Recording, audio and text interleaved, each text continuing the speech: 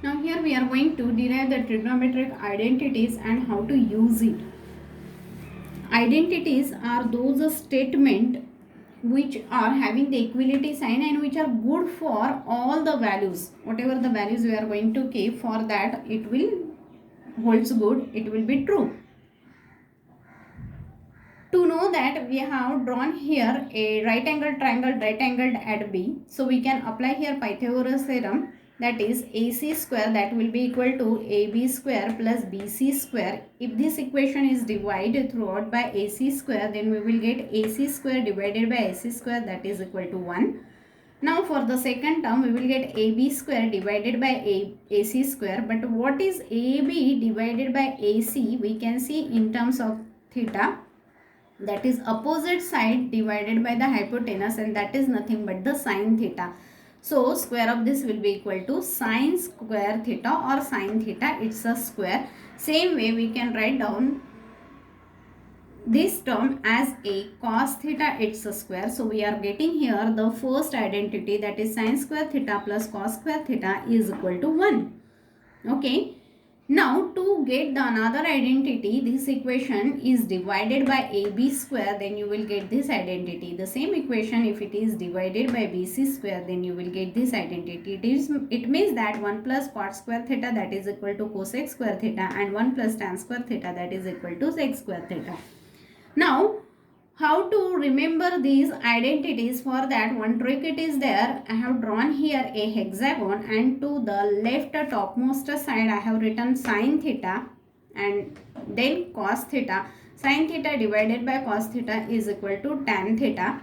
At the center of it I have written 1. To the opposite end of the diagonal I have written reciprocal of sine to cosec, and reciprocal of cos, that is sec, reciprocal of tan, that is cot. In this way it is written. Next I have drawn 7. While writing 7, we are writing this line first and then drawing this one. So like that, sine square theta plus cos square theta is equal to 1. Tan square theta plus 1 is equal to sec square theta, and 1 plus cot square theta, that is equal to cosec square theta. So this way we are going to get these identities. Now from these identities we can learn one thing, that I can represent sine theta in terms of cos theta.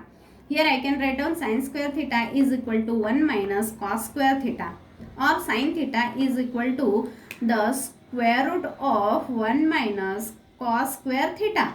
Okay. But I know that cos can be represented in terms of a sec. Cos will be 1 by sec square theta, and sec can be represented in terms of a tan. Tan can be represented in terms of a cot. It means that any trigonometric ratio can be represented in any other trigonometric ratios. Okay. So for that we are going to solve exercise questions in exercise 8.4. The first question, it is asked to represent sine theta in terms of cot theta, sec theta in terms of cot theta, and tan theta in terms of cot theta. Now here we can see that sine theta is nothing but the reciprocal of cosec. So we can write it like this. Okay.